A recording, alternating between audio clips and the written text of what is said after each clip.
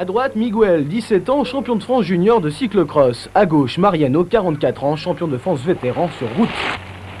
Mais si Mariano est un exemple pour son fils, c'est surtout en raison de son palmarès professionnel. Troisième des championnats du monde sur route en 1974. Il enchaîne quand même la saison de cyclocross après une saison sur route où il a gagné pratiquement toutes ses courses, 31 victoires.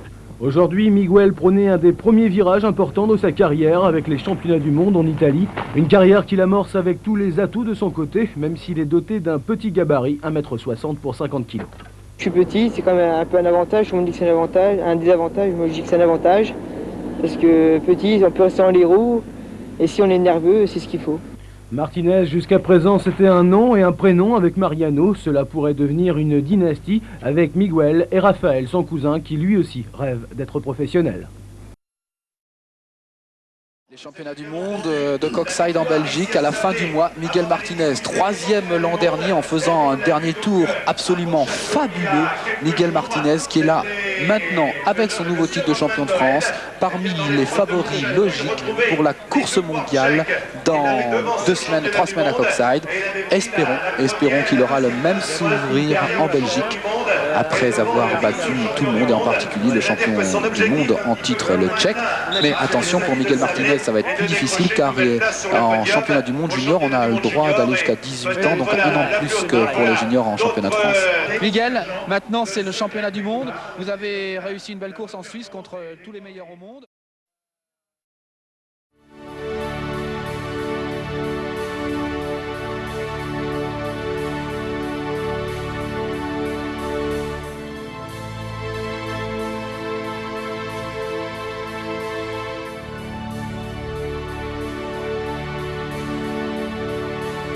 I was beautiful, if I had the time, they would flock to me and bathe me in the wine. I know that's not the way, I know that's not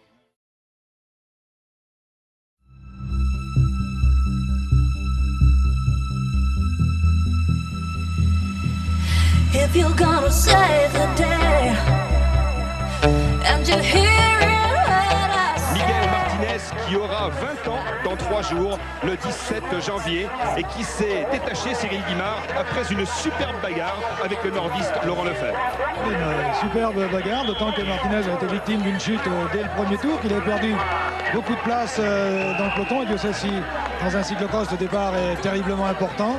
Il a admirablement géré sa course, il est revenu progressivement sur les zones de tête, et à un tour de la fin, il a réussi à se détacher, profitant en cela d'une erreur technique de Lefebvre.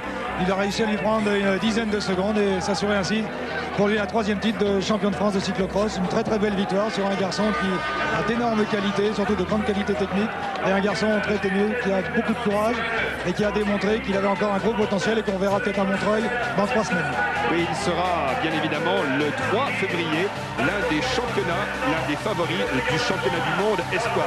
Voilà Miguel Martinez qui a déjà gagné 250 courses, que ce soit sur route, en VTT ou en cyclocross.